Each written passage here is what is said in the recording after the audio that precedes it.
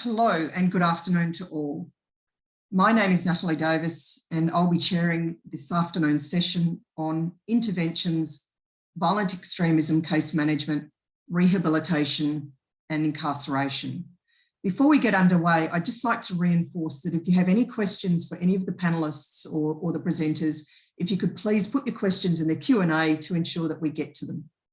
If you would also like to know anything more about any of the presenters, you can go to their bios that are in the conference program. We have several interesting topics during this session, and I'd first like to introduce Professor Adrian Cherney from the University of Queensland, who will be discussing what has been learned from case managed programs targeting violent extremists in Australia, lessons for CVE program delivery and evaluation. Over to you, Adrian. Thanks. You can see that and hear me okay, Natalie? Yep, all good. Okay, thanks. So before I begin on the content of this presentation, thanks to the conference organisers, I need to provide some acknowledgement. This research is funded by the Australian Research Council under a future fellowship. Of course, need to acknowledge the assistance of various police jurisdictions and also Emma Belton in her research assistant work. So what I'm going to report on today is some results that on some evaluation work that I've been doing on case managed interventions in Australia. I've been provided access to data on 3 different case managed programs, whether these programs I will refer to as intervention 1, 2 and 3. They are in different ways, either they can be run by the police or a government department or a mixture of both. Just for anonymity, I don't want to identify the particular jurisdictions. So in relation to intervention 1, I was provided case note data on 15 clients and was able to conduct staff and client interviews. This particular intervention assists those in the at-risk place, but also individuals who have been convicted of terrorism and released into the community. Intervention 2, I was provided access to case note data on 5 clients, also conducted staff and client interviews. This intervention mainly runs at the at-risk space, providing assistance in the community. And intervention 03, I was provided case note data on 11 clients, and this particular intervention also operates in the at-risk space and also deals with convicted terrorists. The underlying similarity across all 3 interventions is they operate based on a referral process. So these interventions could get referrals from schools, ASIO, police, juvenile justice, adult corrections, health, etc. Once an individual is referred, there's a deconfliction process that can occur just to ensure they're not subject to any active investigation. A risk and needs assessment is undertaken on the individual. And from that, an individualised intervention plan is developed and they all operate in a voluntary nature. So the overall aim of this particular program of research has been a few things. One is to look at what are the types of metrics we can use to evaluate case managed interventions. One is to actually evaluate them, and another is to look at implementation issues. Now, before I go into some of the results, I've got to make a couple of comments. Is that data access is pretty difficult in this space. A lot of this has been mentioned generally throughout the conference, particularly here, because you can't evaluate or look at these programs unless you get access to primary data. Often the data you get access to, like client case note information, well, they might have multiple observations about client engagements, the services they got, self-reported data, client feedback, service provider feedback, etc. And that's what the case note data comprised. Often that data is not being collected with evaluation in mind. So this particular project was very much retrofitting and trying to use routine data collection, very pragmatically driven routine data collection to do evaluation. And I acknowledge there are methodological limitations with what I've done in a context of sample size, no control group, comparison group, causation, all that sort of stuff, but I want to get into that. My argument is we have to start somewhere with evaluating these programs.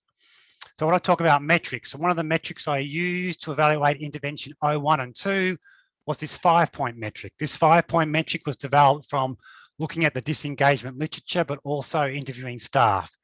And we took this particular metric and we coded the observations in the case note data according to this particular metric. So we had no change. Maybe that involved initial engagement. We had compliance, that's compliance with intervention activities, such as they were attending appointments or attending interviews. Now, the argument could be made that compliance is not equal change. Individual comply, but really is not demonstrating a willingness to want to change at all. But compliance is an indicator of progress towards change, because what was evident is that from the staff interviews and from looking at the client data is that compliance for many clients is a real challenge. They have real challenge in committing to a program of routines. And so we included that as a measure of progression. We had change related to extremist risk factor and pro-social activities. Okay, our other metric was non-compliance and setback. So this could be a fail to turn up to an appointment, or a setback could be a deterioration of clients' mental health. We combine those two because often a setback exacerbated non-compliance. And we had regression, which was regression to either extremist-related behaviour or criminal conduct, because often that was also some clients did have a criminal background, and changing general criminality was also a goal, and also has been identified as a putative risk factor when it comes to extremism. So we had this 5-point metric. We tried a 7-point metric. We separated out number 3 and 4, but that created too much variation. This 5-point metric offered us the best balance in trying to understand client progress on intervention 1 and 2. We took the case note data, we coded the case note data according to this metric. We did time 1 and time 2 coding, in that we coded the case note data twice, done blind, did it once and did it again. We compared the coding overall, and we did reliability checks, etc. We also had a default coding scheme, is that when there was a disagreement in the coding process, we always defaulted to the less positive rating to sort of work against bias or overinflation in our analysis. So we take all this data and we coded the intervention 1 or 2 according to, we coded the case note data according to this metric, put all the data together. There are a couple of things we're able to do. One is, for each client, we're able to understand what progress over time looks like. And I have presented this particular graph in a number of forums. And so this is for one individual client on intervention 01. He was a 17-year-old Muslim male who was referred because he was at risk, and one of his siblings had been charged for a terrorist offence. And taking case note data and using our metric, we can look at and map his progress over time. And you could see that early on he regressed, but then above the midpoint, he's doing quite well with compliance and pro-social change. You can see in observation 30 to 35, he does have non-compliance. And this is because he just could not be bothered of getting out of bed. But then we have some change over time towards the end of his participation. What we're also able to do, so we're able to look at individual change over time, map individual progress, and understand what patterns of disengagement in these interventions look like. What we're also able to do is take the data overall and combine the data sets for intervention 1 and 2. Because we coded the case note data for intervention 1 and 2 the same, okay, we use the same metric. And here we're able to look at different levels of engagement and client change. Now, we did t-tests to see if there was any significant differences between intervention 1 and 2 in relation to our measures of engagement and our metric, and we identified there was no significant variation. So it gave us confidence we could combine the data. And so what we did with intervention 1 or 2 is we wanted to look at the relationship between different levels of engagement and client change. And we had 3 levels of engagement. We had time engaged, that's when they started and they ended, the overall period of participation. We had level of engagement. We measured this as a total number of contacts a client had with intervention staff over the duration of their participation. So this is a number of appointments and visits. And then we had intensity of engagement, which was the average number of days between each engagement date. That's how often they met with or had contact with service providers. So this was the regularity of contacts. And then we did some correlations, some Pearson's correlations to see whether these measures of engagement were correlated with positive or negative change. And of course, we're only doing correlation. Correlation doesn't equal cause, but even Krolansky himself, who's written about CVE, says if you get a, just because you don't have an experimental group, if you get a outcome in a treatment group in the direction you assume, based also on the theory of change, you can have some confidence something positive is going on here. So what did we find? We found a significant correlation between time engaged, that's length of days, and positive change. Okay, so length of participation seemed to matter. But we found no significant relationship between the level of engagement and the likelihood of client change, the number of contacts. We also found a significant relationship between episodes of non-compliance and our different measures of engagement. But one would assume that if you take account of that intervention graph for client 06, that was a consistent pattern over time. Also, the longer an individual participates in the intervention, the more likely chance you're going to get an episode of non-compliance. However, the vast majority within our sample were for non-compliance or setbacks than extremist-related behaviours. That's 91% compared to 6.8%. So clearly we can conclude, well, the interventions 01 and 2 are not making the situation worse. When we analyse the relationship between time and level of engagement with episodes of regression, okay, we found no significant relationship. But I think one of the most important findings here was we found a significant relation between intensity of engagement and positive change over time, that the frequency of contact seemed to matter. That was only for intervention 1 or 2. We also tried to test a different metric because of what we observed in relation to the engagement, because I kept thinking, could you get high levels of engagement but low levels of client outcomes? So we developed an outcome metric and an engagement metric. And we only tested this on intervention 03 data, okay? So, and this is a modification of the 5-point metric. It's also informed by some of the work I've been involved in with an evaluation of the DDP by RAN Europe. And so there's 2 metrics. We have an outcome metric, where we try to identify client outcomes and then code progress within case notes against achievement of those outcomes. And then we had a separate engagement metric. We wanted to also assess levels of engagement over time.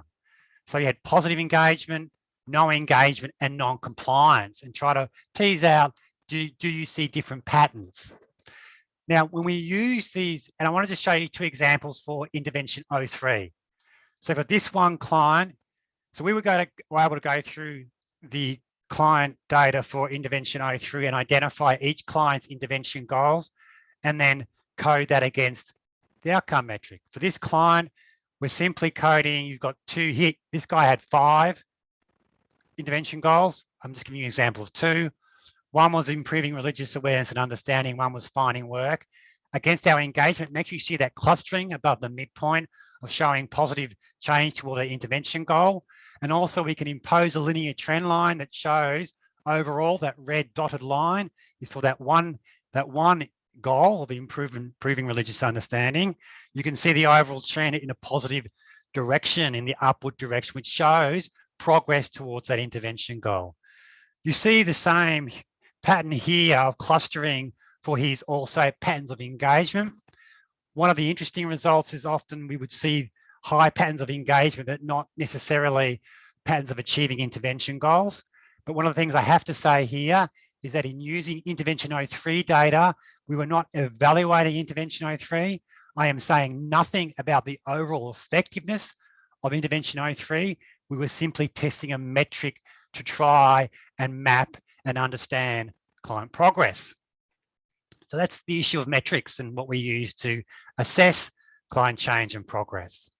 I want to now talk about services offered. So when we looked at all the data, the case note data, the interview data, and the small number of interviews with clients, we sort of were able to map out what were the consistent types of services offered. And these were the consistent types of services. And I only want to mention one because it was the most most often coded for service, and that was informal support by staff. This could be taking clients to appointments, engaging in informal dialogue, which could involve discussions around ideology. It could be participating in clients in sporting activities, so informal types of activities outside formal service provision. I've got family there in brackets because sometimes in some contexts, families would provide informal support. So we kept asking ourselves, this is a consistent finding, why then is informal support so important in the context of these case managed programs? Well, they're really important in managing constant setbacks. Okay, they occur often, and informal support is important there. You get ebbs and flows in client participation and motivation. So informal support from staff and family is really important to keeping clients on track.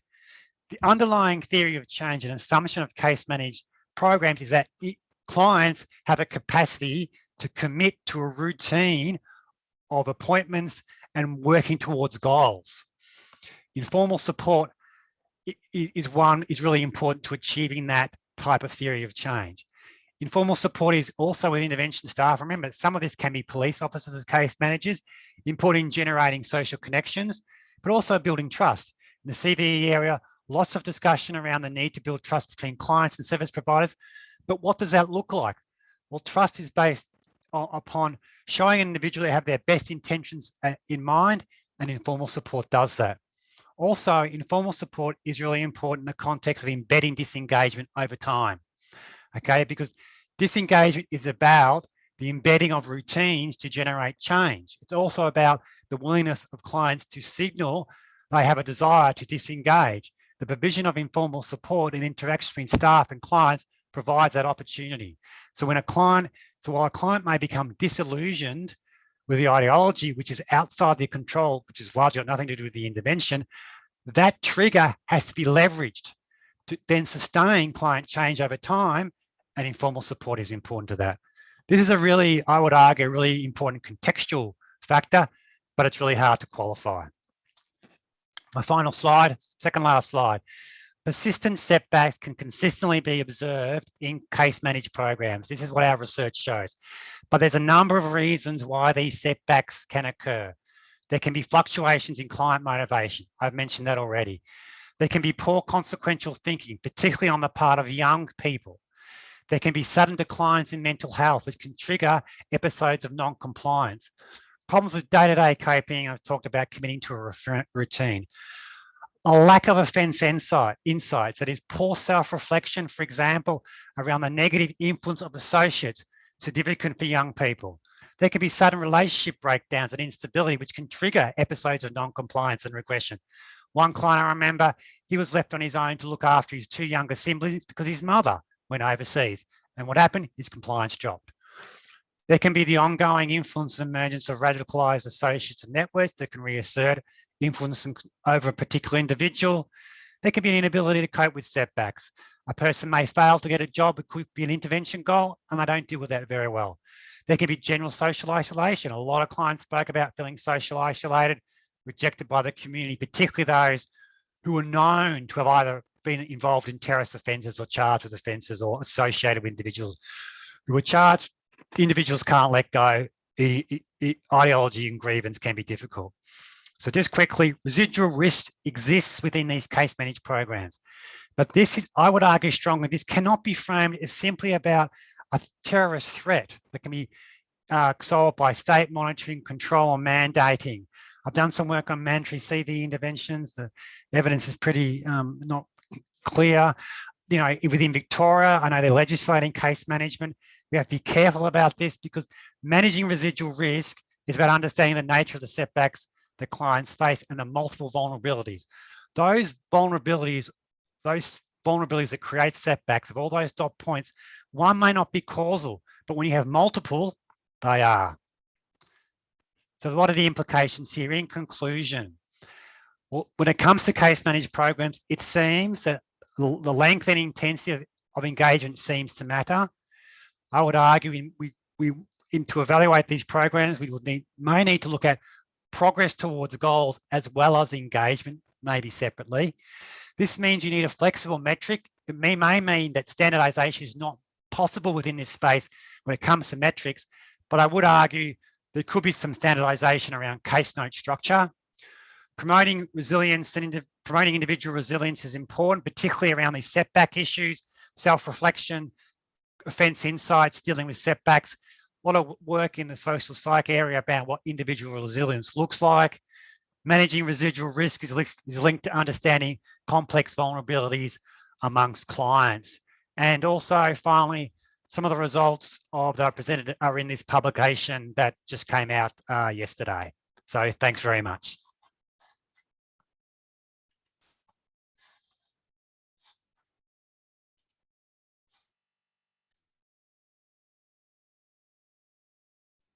The role of trust in developing these relationships.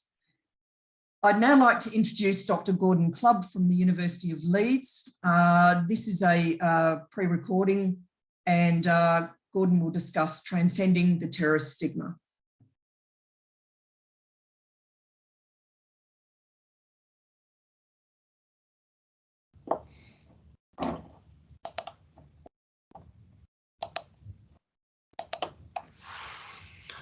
Hello, it's a pleasure to be joining you for the AVERT conference today. Unfortunately, I'm having to record my presentation, but if you have any feedback, questions, I would be very happy to receive them by email, which I have in the last slide. What my presentation is on is on a pilot study for a wider project that we're doing, which is looking at community support for reintegration of violent extremists, terrorists, and combatants. I'll use violent extremists or terrorist offenders, interchangeably, but I'm aware of the differences there. What we are interested in is looking at community support, community attitudes towards the reintegration process. There has been a lot of research and a big shift in policy to look at rehabilitation programs, prioritising the reintegration process itself through various programs. And much of the research has looked at the program level. There has been other research, that has identified the importance of the community, and we're starting to see that also manifesting at the policy level. But we've seen less research in terms of understanding community attitudes to the reintegration process, and that is important because successful reintegration through community acceptance is integral to reducing the risk of recidivism through developing pro-social ties. So it's very important to understand community reactions, not just to the programs, but also to the actual process of reintegration. And then, so where we differ in the talk I'm presenting today, in the paper I'm presenting today, is we're looking at behavioural support for this reintegration process, not only in terms of attitudes to programs or attitudes to reintegration in general, which are very important, but what we're wanting to look at is intended behaviours and engagement with extremists, former terrorist offenders in that reintegration process, because it's important to understand the attitudes in terms of the stigma and the social barriers that many people being reintegrated face, and to understanding what drives those attitudes and what can change those attitudes. And in the paper today, as I said, this is part of a wider project, but in the paper today, we're going to be talking about does the participation in a rehabilitation program, does that increase behavioural support for that process? So in other words, if you tell someone that they have an offender has participated in a program, and that's the main information, if you tell them, are they more likely to engage in pro-social ties with these people? So I'll try to expand on that a little bit. It's obviously difficult to sweep up any confusion and questions, but once again, email me if there are any. So the literature and the theory there is, as I said, that broader literature which has looked at the wide, massive literature which has looked at the reintegration process, and within that you see, some scholars, for example, Sarah Marsden, identifying the salience of the community support, primarily for building those pro-social ties, and community support is often the final arbiter of success for de-radicalisation and rehabilitation programmes. So it's important to understand that. And while there has been a massive amount of research looking at community support for criminal offenders, sex offenders, there's been less or almost nothing with regard to terrorist offenders, violent extremists, and combatants. Once again, those are very different, but because of the way the literature is, we're going to be looking at all of them, and also the different contexts here, which I'm very mindful of. So some of the existing literature, I think there's like 5-6 key studies on this, on public support for reintegration, and some of them identify the role of trust in authorities as being a determinant factor in whether people support the programmes. But while in one case we see a lack of trust, potential leading to vigilante action and opposition to reintegration, and Revkin and Cal, they show that that's actually not necessarily the case. So it's an interesting one, why trust may matter in one case and not in another. So I think there's more research that does need to be done there, but I think it's highlighting the role of trust and the different types of trust and how that relates to support for reintegration. When Revkin and Co, their study is like one of the key foundational studies on it. They do look at its attitudes towards reintegrating sympathisers, essentially, not necessarily terrorist offenders. So there are differences there, but nevertheless, it's still very, there's a lot of information coming there that's informing our project. And one of the things that they point to is that public support for reintegration is shaped by, at least in Iraq, is dependent on tribal support for the programme. If there's support for the programme by tribal leaders, community leaders, then the rest of the community will more likely support it. Also, they don't test this, as far as I understand. I think they make a reasonable hypothesis this would be a factor. The role of in providing information on interventions in terms of overcoming stigma, and this is something that we see floating around in terms of the research on this, and an assumption, and also in terms of the policy, that one of the key limitations here with the programs is in essence transparency. And if we were able to provide more information to the communities about these programs, then they're more likely to support it. Now, that's an interesting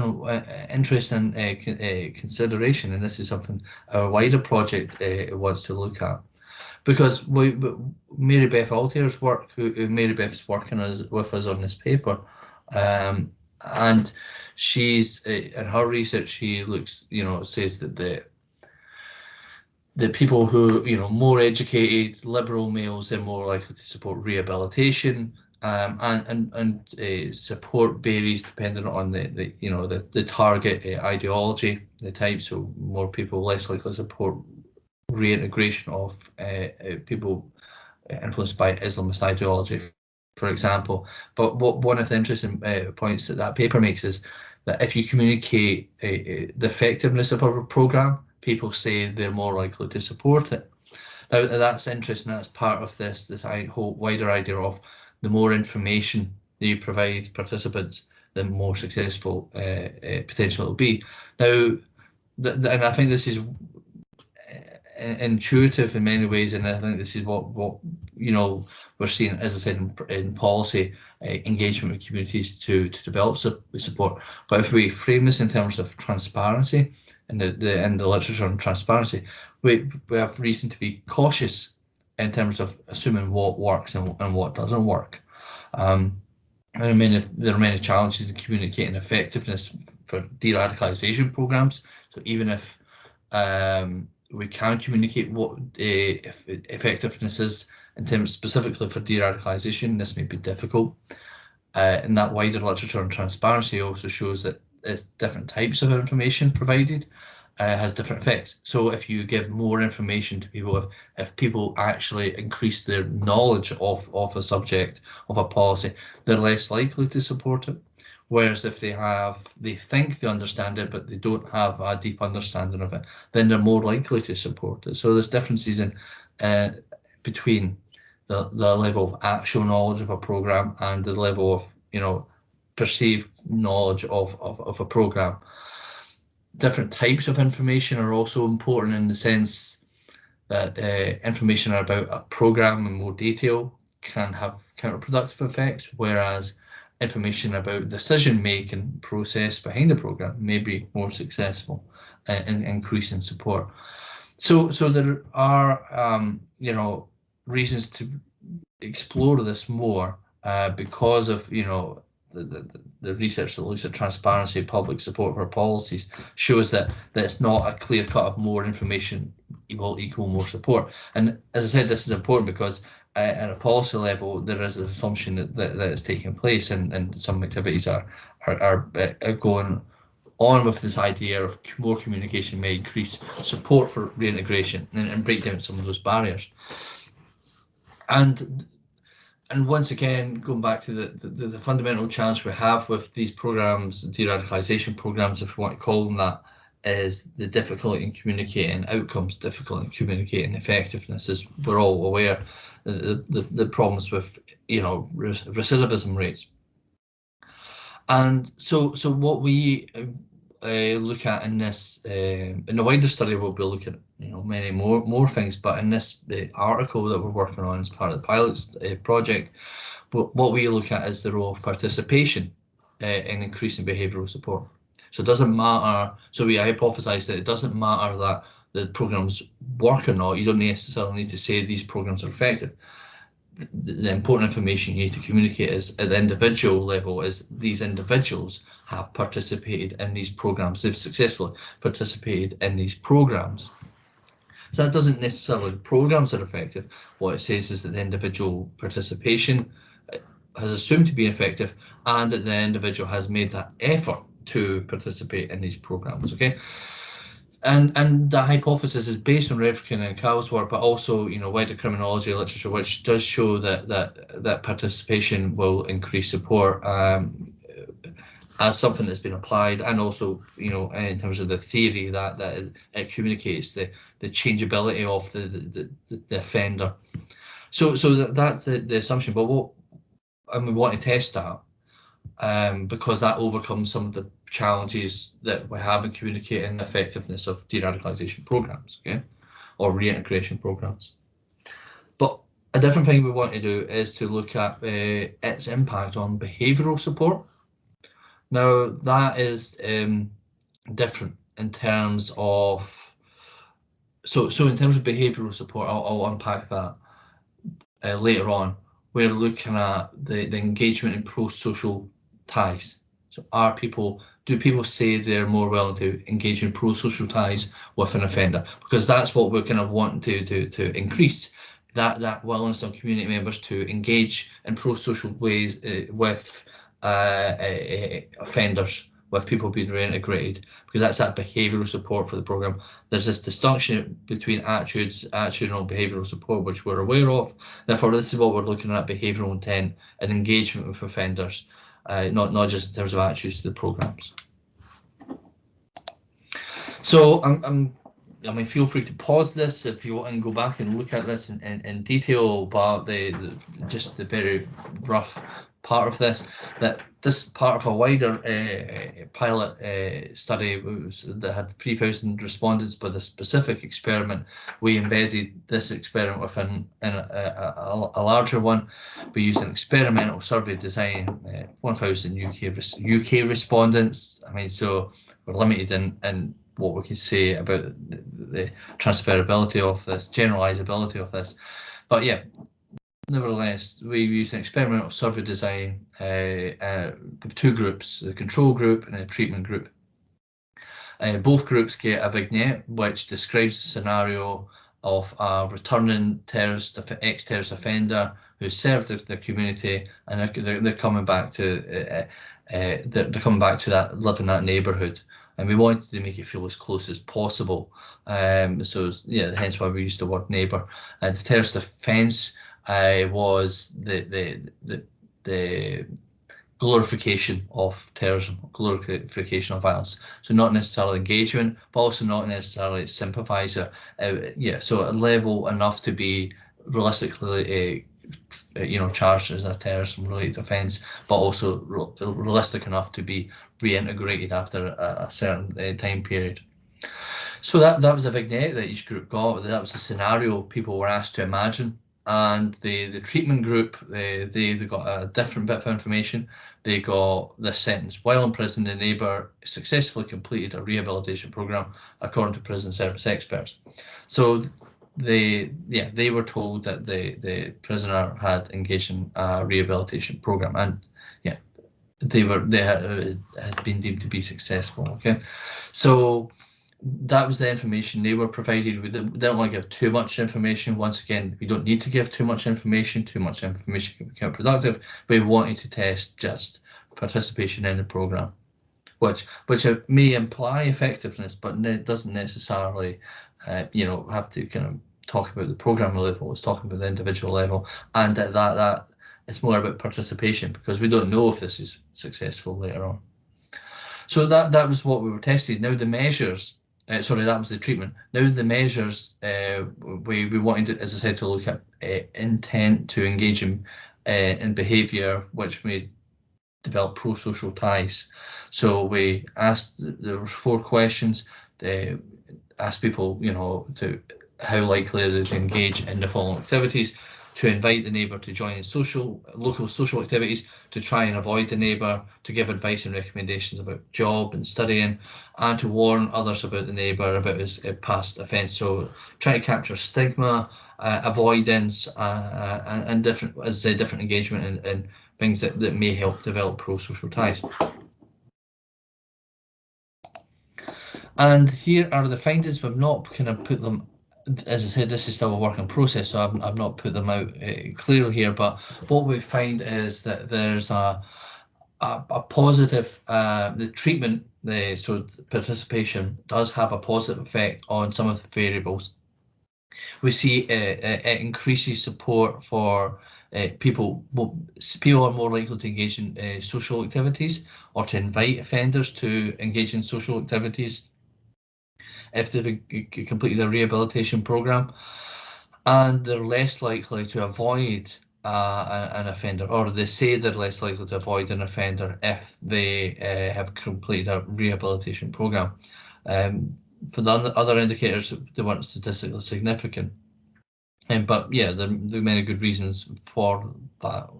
But what we're seeing here is the participation, telling people, communicating, providing information about participation can increase behavioural support for the reintegration process, and importantly, in the 2 ways which can help facilitate pro-social ties. Once again, we're working on this, over the next few months, but already we start to see people who score higher trust of government and police. They're more likely to invite people to social activities, but they're also more likely to warn others. So communicating participation in a programme, it can increase behavioural support for reintegration. I'm nearly out of time here. Even doing this recording, I've managed to push it to the limit. But so essentially, just to summarise, that there's this fundamental challenge of, one, how do you reintegrate? How do you get community support for reintegration? And one of the assumptions here is that providing information, which we can characterise as transparency. But then what form should that transparency take? Because we know some transparency can be counterproductive. It can decrease support. So we need to be very careful in considering that. I mean, it needs to be based on evidence. And so this is what we try to make a first go of that in this one article. And given the challenges of communicating effectiveness through usual measures in terms of recidivism rates, and in terms of divulging, in actual, case studies, So there's considering the challenges, communicating effectiveness, way tested communicating participation, individual participation in a program.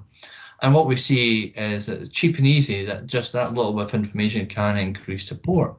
It not only increase support generally, but increases behavioural support.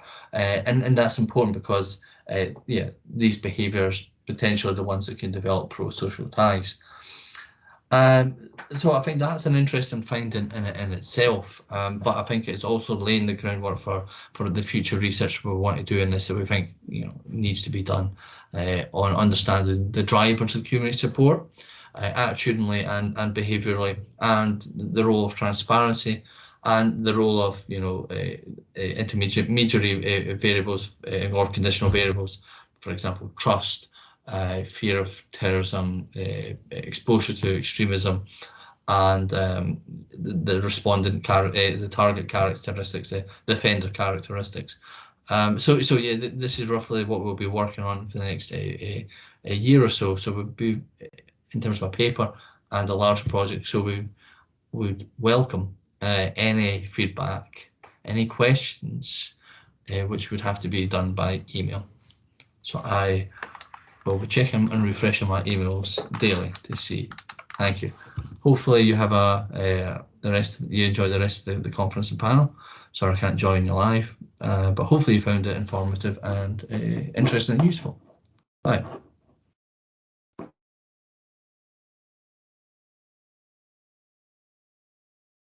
Yes, thank you, Gordon, for your presentation. Unfortunately, Gordon couldn't be with us live. I'd like to just now pretty much roll into the final speaker. I'd like to introduce Amber Hart from Victoria University, who will discuss incarcerating terrorist prisoners. Over to you, Amber. Thank you very much. I'll just share my screen here. Awesome. I'm really glad to be here today. Thanks everyone for coming. Today I will be discussing the ongoing conundrum of incarcerating terrorist prisoners. So this presentation obviously ties in really well with Professor Cherney and Dr. Clubb's. And the presentation is based on my prior research as well as my current doctoral research into factors facilitating disengagement in prisons. So by way of a brief overview, I'll outline different incarceration policies generally in use around the world, and I'll discuss the goals and conditions of incarceration of the terrorist cohort. And this presentation really sort of focuses on macro level societal perceptions of risk and its potential to impact disengagement specifically in prisons. If I'm honest, the presentation will probably ask more questions than it answers. But first, I'd like to begin with a quote. So in the criminology of the other rhetoric and in its policy effects, offenders are treated as a different species of threatening, violent individuals for whom we can have no sympathy and for whom there is no effective help. The only practical and rational response to such types is to have them taken out of circulation for the protection of the public. So more serious offences are dealt with in a much more punitive manner, with increases in the proportionate use of custody for adult offences and in the average length of prison sentences. So although this quote relates to non-terrorist prisoners, parallels can clearly be drawn between the two cohorts. Now, aside from a couple of well-known examples, such as the special category status prisoners in the UK during the Troubles and Guantanamo Bay detention camp and their designation of enemy combatants, terrorism is primarily treated as a crime and terrorists as criminals. And a number of recent attacks by previously incarcerated terrorists have again highlighted the issue of what's occurring in prisons. Realistically, we have to accept that most terrorists convicted over the last 5 years will likely be released by 2025. So this is obviously just 4 years away. So what can prisons do to reduce the risk of post-release attacks? So there's 4 main current policies integrated around implemented around the world, and there's 2 types of dispersal. So the first type is where the terrorist offenders are integrated into the mainstream population. So they can be in the same cell as them, they can communicate, associate with them, And this is called integrated dispersal. I believe it's currently in place in Germany, Sweden. The second type of dispersal is called concentrated dispersal. So this is where terrorist prisoners are dispersed around the jurisdiction in various prisons, but within those prisons, they're separated away from the mainstream prisoners. And this is currently in place in Victoria, Australia, for example. Then we've got the concentration method, which is where terrorists are housed in a single prison and no other prisoners are housed within that prison. So this is seen in the UK with what they call separation centres, and also New South Wales, Australia, in the Goulburn Supermax High Risk Management Correctional Centre. And finally, the tier method, which is less well known and less utilised around the world. It's currently in place in Indonesia. And this is where authorities separate leaders from followers. So those that are more committed to violence or more committed to ideology are separated away. And those that are less committed are housed, dispersed around the jurisdiction, because authorities believe that housing them near their family and social support network might assist in the reintegration and disengagement processes. So few studies have focused on the efficacy of these different methods. Although there's one exception, Julia Rashenko in 2019 assessed the effectiveness of separation centres in the UK, and she found that they were quite effective at preventing radicalisation of other mainstream prisoners. But is this the only goal of incarcerating terrorist prisoners? So there's at least 4 competing goals that are the same for terrorist and non-terrorist cohorts. The first one is punishment. So punishment for crime used to be carried out obviously by public executions, but it's become primarily a denial of freedom.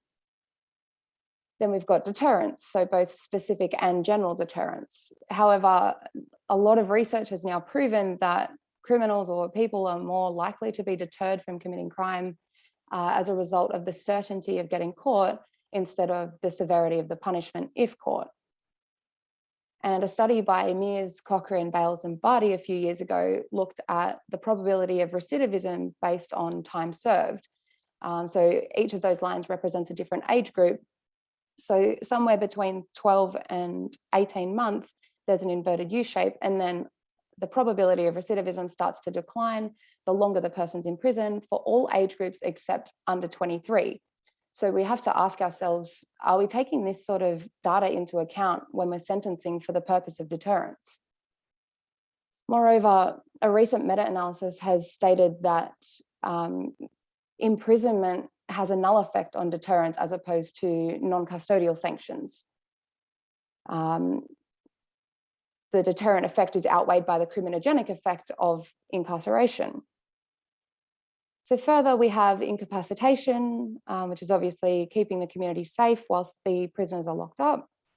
And finally, and probably most importantly, at least for my research, is rehabilitation. So in some countries, rehabilitation is mandated in the constitution, such as Spain. So they must make attempts to reintegrate prisoners back into the community. So there are no life sentences in Spain. Rehabilitation is also a focus in Norway, where they attempt to match the prison conditions with the outside world in the hope that it will ease the transition for prisoners. So rehabilitation has sort of ebbed and flowed in terms of criminal justice eras. So in the 70s, there was an article by Robert Martinson titled "What Works?" And he effectively argued that nothing works when it comes to rehabilitating prisoners. This also coincided with the war on crime and war on drugs eras. And after this research, there was a massive spike in incarceration rates around the world. And although Martinson did another article in which he reversed his opinion and said that the original research was flawed and actually there are all these things that might contribute to rehabilitation, nothing much from a societal level changed. Society is still sort of skeptical of rehabilitation. There's this perception that criminals were an ongoing threat and would remain so, and parallels can be drawn with the terrorist cohort. So since 2001, in terms of imprisonment, obviously the elephant in the room here is Guantanamo Bay. Some research suggests that the recidivism rate from Guantanamo is upwards of 60%, as opposed to around the 3% mark for many other jurisdictions. However, given that many prisoners were never charged from Guantanamo, it seems less about the 4 goals and more about the detention for the purposes of intelligence collection. And aside from anything, Guantanamo has become a symbol of injustice, adding to the terrorist narratives of martyrdom and persecution, diminishing the effect of all 4 of the goals. But leaving Guantanamo aside, most Western jails seemingly attempt to achieve these 4 goals. Many implement rehabilitation programs for both terrorist and non-terrorist cohorts. Long sentences are able to achieve both punishment and incapacitation. So, as I say, these jurisdictions attempt to achieve the 4 goals in different ways, so with different conditions of incarceration. But are these methods effective?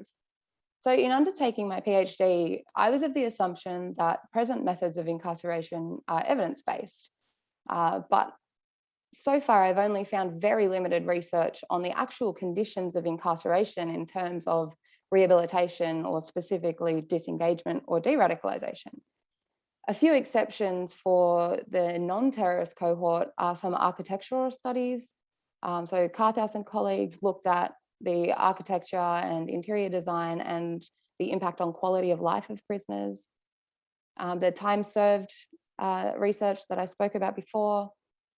And also there's been some studies on minimum versus maximum security, which suggests, similar to the recent meta-analysis, that maximum security has a deterrent effect on non-prisoners, but that effect is outweighed by the criminogenic effect. So as stated before, Rishenko states that the separation centres are effective in reducing radicalisation of non-terrorist prisoners. But what about those who were radical prior to their incarceration? Importation theory obviously suggests that prior beliefs remain with a person who transitions from one context to another. And what about the other risks, such as the risk of perpetrating an attack whilst incarcerated or orchestrating an attack from within jail? How do the conditions of incarceration mitigate or exacerbate these risks? So in an attempt to mitigate the risks of terrorists in prisons, there have been a number of changes in policy and legislation around the world, including, but definitely not limited to, the Netherlands has now moved to what they call terrorism wings, which is very similar to separation centres.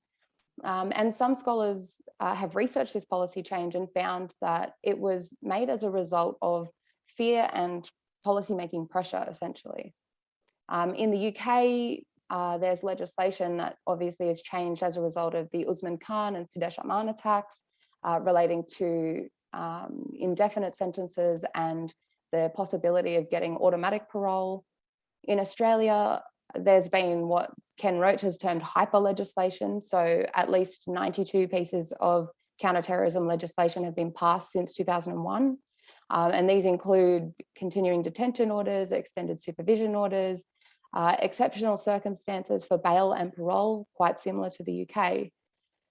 But what impact does this have on rehabilitation? Especially when you consider that trust in government and authority is a factor that affects disengagement. So the fact that conditions of incarceration are not apparently evidence-based, and the fact that policy and legislation seem to reinforce the somewhat archaic view that terrorists are inherently bad or evil and unable to be rehabilitated, tends to suggest that society is fundamentally risk-averse when it comes to terrorist rehabilitation.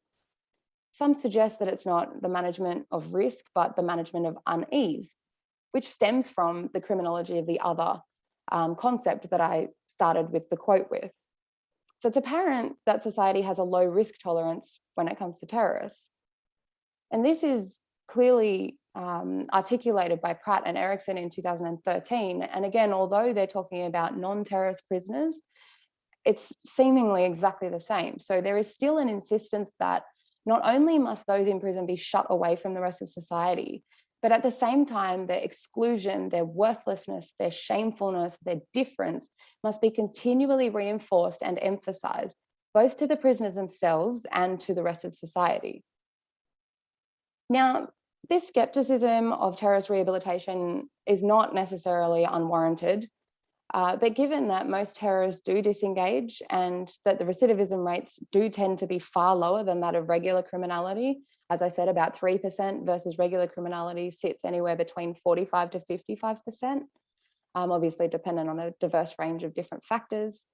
But perhaps we as a society need to focus not on the risk itself, but more on how we can best mitigate that risk.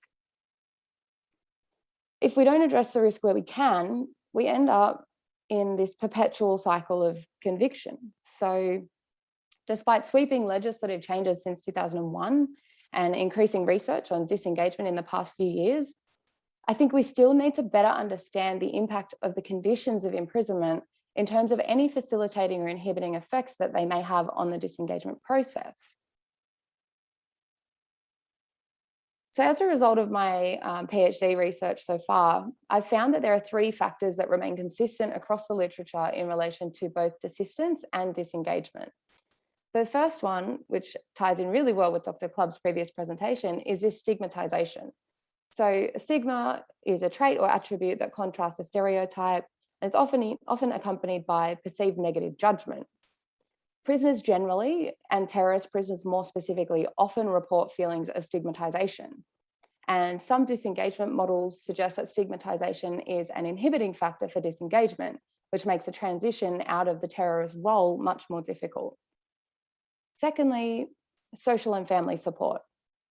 So stable relationships is a factor which has been proven to facilitate desistance from crime. But a study by Altier et al. Recently has found that when controlling for radical beliefs or radical associations, this social and family support is not necessarily a significant factor for terrorist disengagement. A recent review of the disengagement literature shows that becoming a parent might have an impact on the likelihood of disengagement. And a number of qualitative studies have illuminated familial support on disengagement from terrorism. And the third theme is identity. So across a number of studies of disengagement from a diverse array of roles and groups, the creation of a new identity was found to be necessary. So identities are described as a constant process of dynamic evaluation of cues projected into an environment and then observing and reacting to the consequences. Thus, identity is clearly not created in a vacuum. It's intricately intertwined with both stigmatization and social and family support.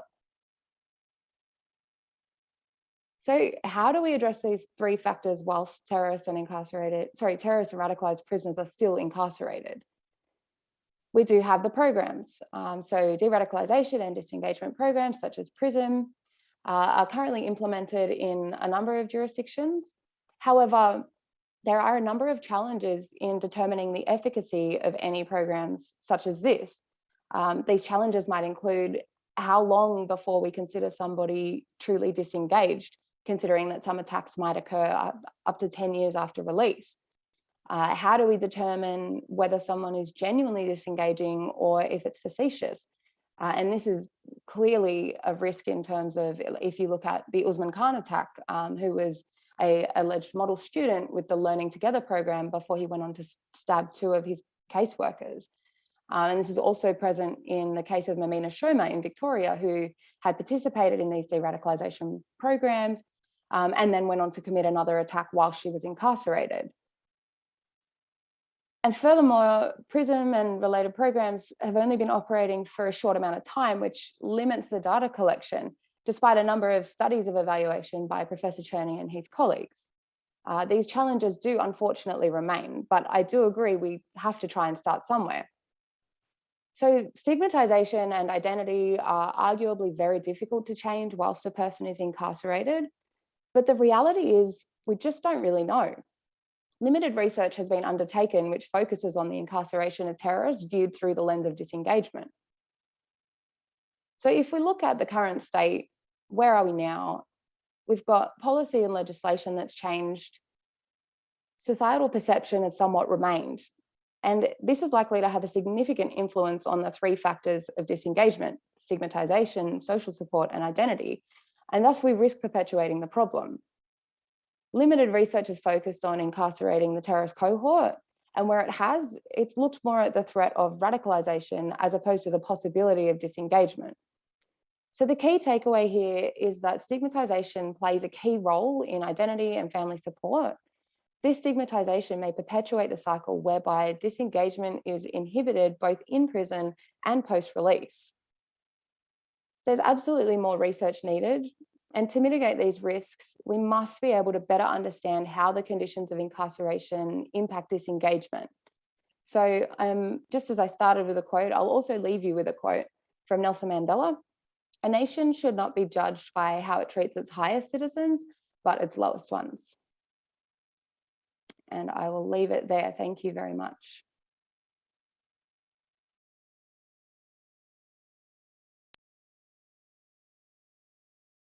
Great. Thank you very much, Amber. That was well timed. All right, just moving on to some of the questions and that have come in, and if anyone else has got any additional questions, if they want to put it in the Q&A, and we'll see if we can get to it. If I could start with one for you, Adrian. How is the case identified, with your cases, how are the cases identified as suitable for case management? Acknowledging that in reality, research may often need to be retrospective, but what methodological changes would you make with the benefit of hindsight? What might this have meant for the results, and how we might apply them in intervention planning? In relation to the reasons why individuals were referred into the intervention, I was not looking at that, and it was not the decision making about why someone was then approached to participate. I was not looking at. Within the case note data, I could see why people were referred and what were identified as the radicalisation risk factors. But as to the decision-making factors in relation to the thresholds that individuals had to meet to then be approached, that was, I wasn't examining that process. They came in, and I was then looking at participation from the point of consenting. In relation to, so what was the rest of the question? Sorry, about changing the method. Was that right? Yeah, changing the method. Yeah. So, I mean, I would argue you need to appreciate this was very much a pragmatically driven exercise.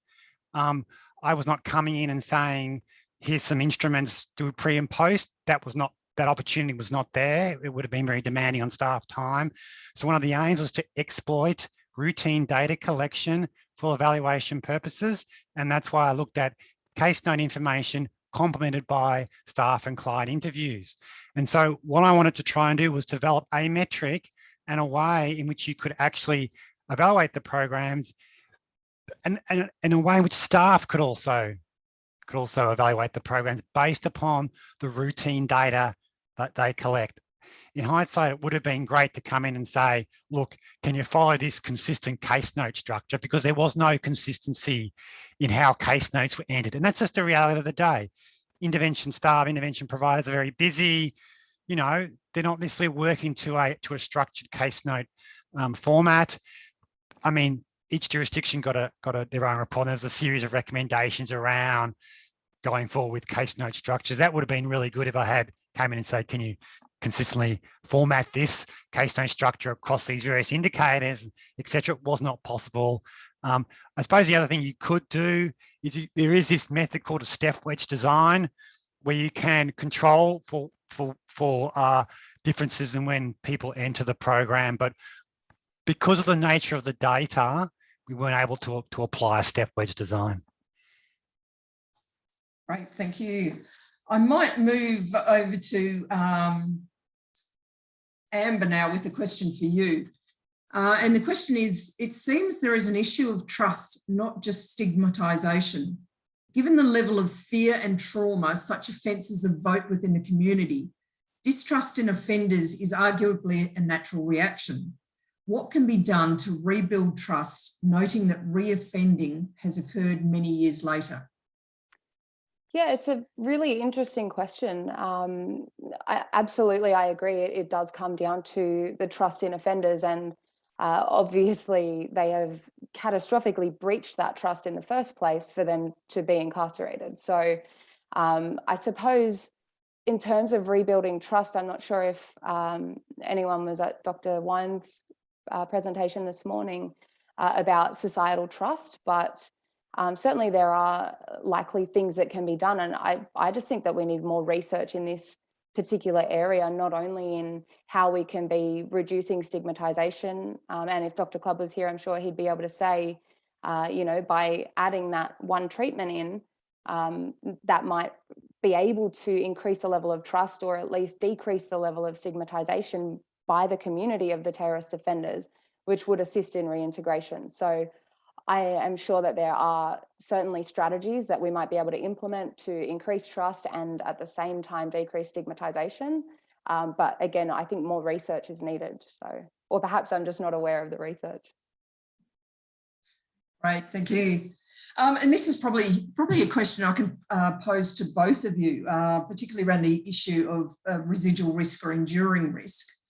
And looking at things like the recidivism rates in Australia, and obviously internationally, and I guess a lot of it's around the fact that a lot of the research, because some of this work has only been done in recent times, and a lot of people have not been out of prison that long or haven't got out yet.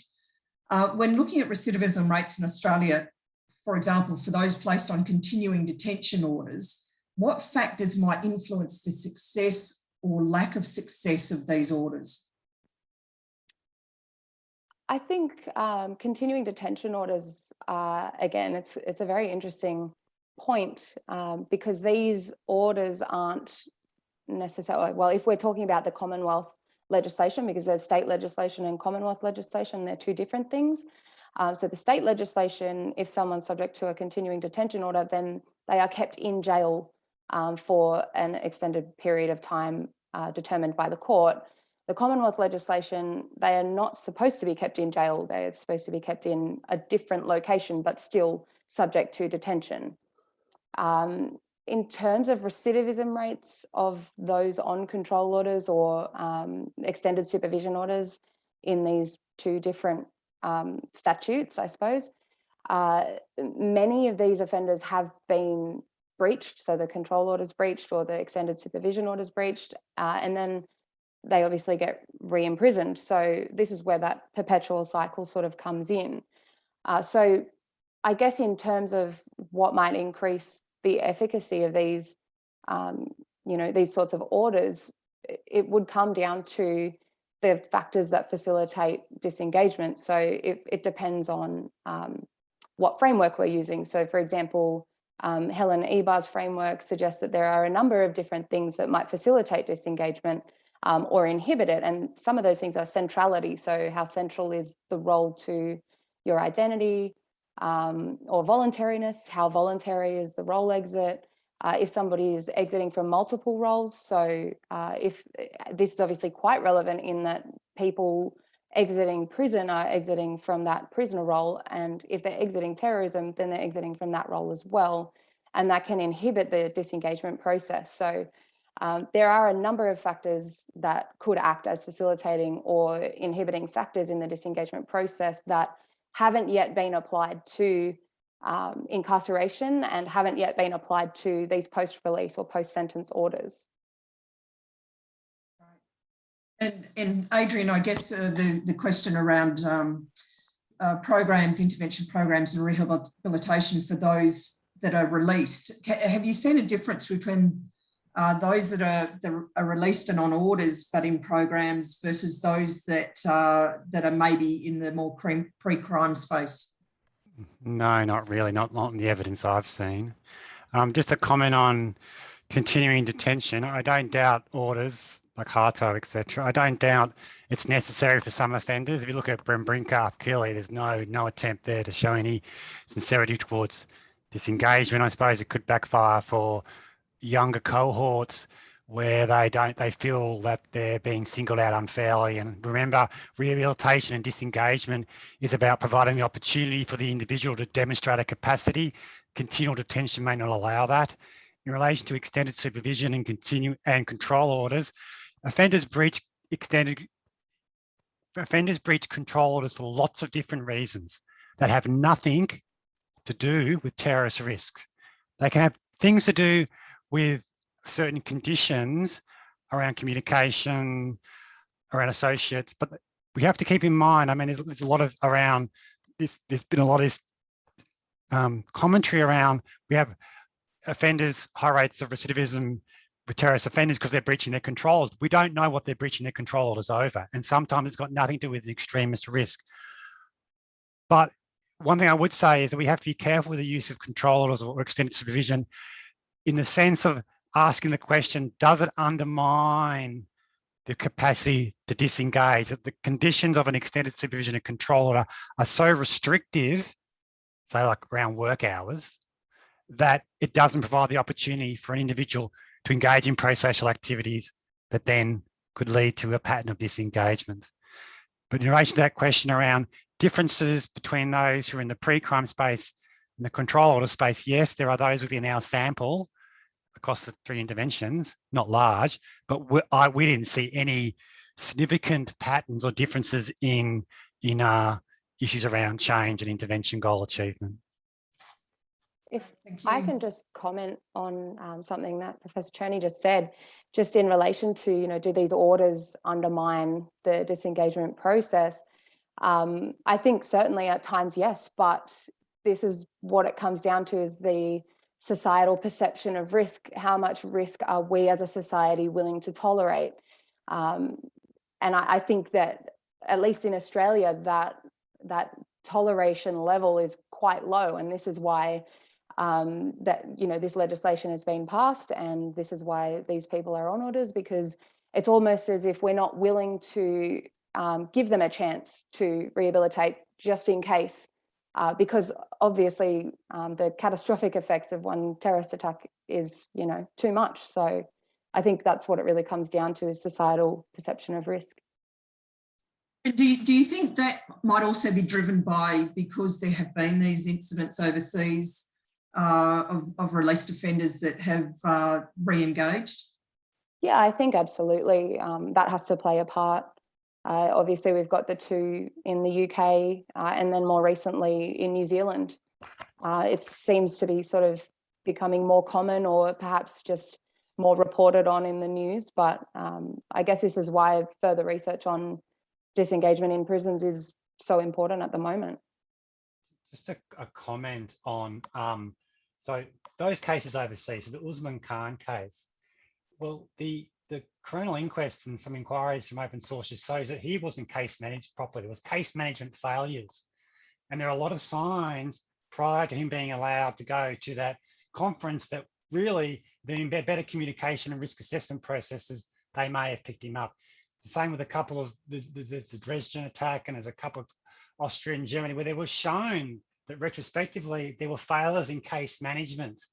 And I don't think we can just conclude from those isolated cases that individuals automatically, we can assume one is disguised compliance and one may pose a risk, because that's not a position from which we can begin to develop the necessary therapeutic support to allow these individuals to disengage. But having said that, I can understand why authorities have those concerns. I completely get it. And there is a tension there. Amber, here's another one for you. Australia has introduced over 100 new CT laws since 2001. How do you reconcile this key focus on punishment with the prospect of rehabilitation? We know that longer terms of incarceration are likely to increase recidivism rates. Yeah, so again, it sort of comes down to what are we willing to tolerate, what level of risk. So in terms of, I'll just comment on that last bit, longer incarceration terms, increasing recidivism rates. The study that was in my presentation showed that that's only true for under 23-year-olds. The longer the time served in prison as a result of the age crime curve, they call it. So age is, as a person gets older, they're less likely to recidivate. So the longer time in prison, the less likely a person is to engage in further crime. But yeah, in terms of reconciling the goals, I mean, it's nearly impossible. You can't have punishment and effective rehabilitation when there's all of these interacting factors.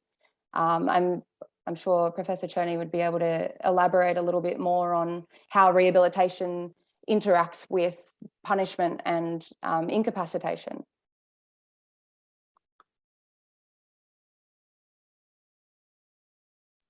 I suppose one comment about the rehabilitative effect of prison is actually, for some, not all, for some clients, like when I did that original work on the PRISM intervention in New South Wales.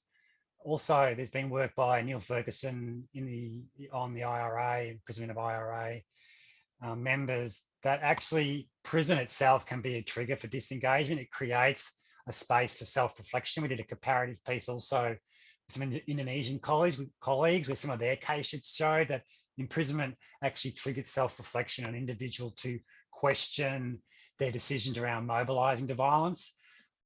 And, you know, and that, for me as a criminologist, that goes against all the grain of thinking, because it's, you know, prison doesn't work.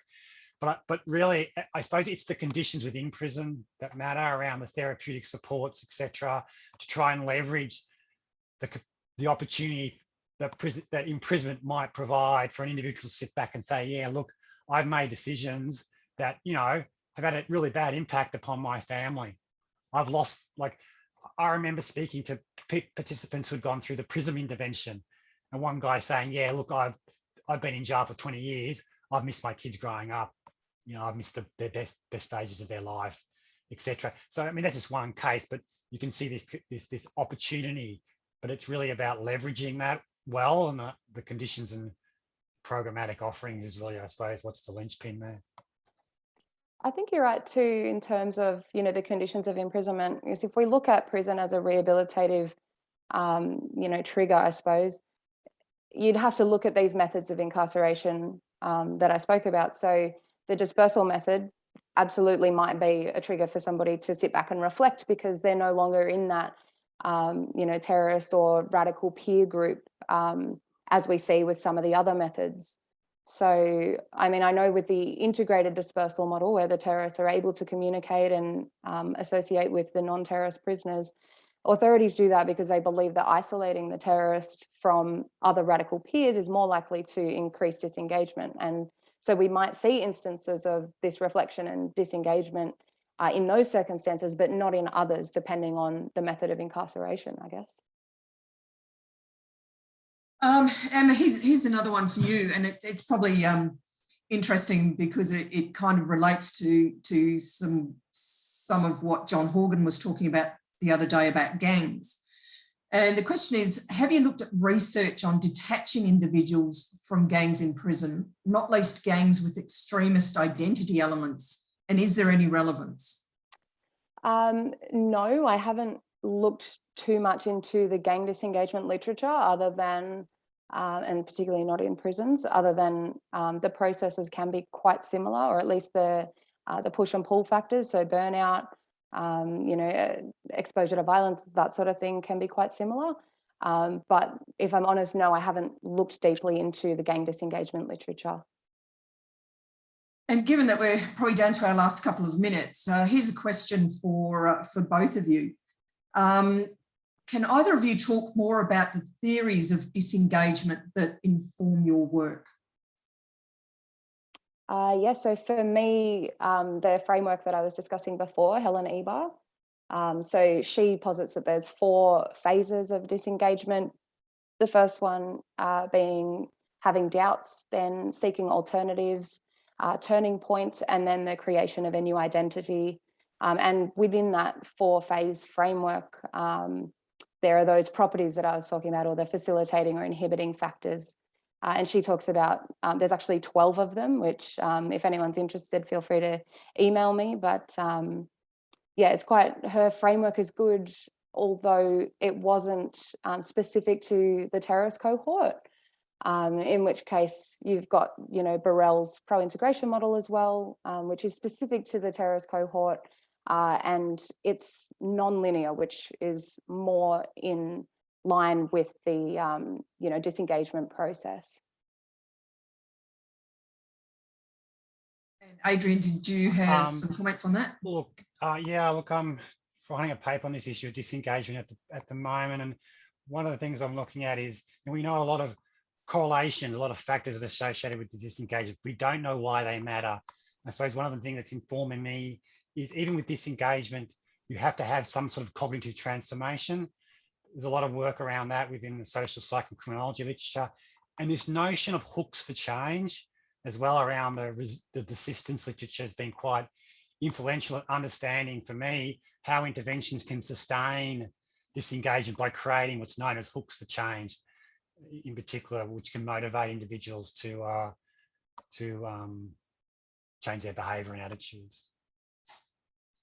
Excellent. Well, it looks like we've pretty well hit our time marker. There's still a number of questions there, and maybe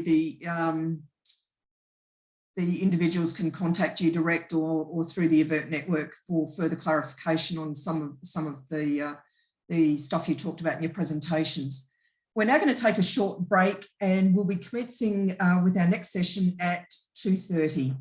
Thank you to everyone.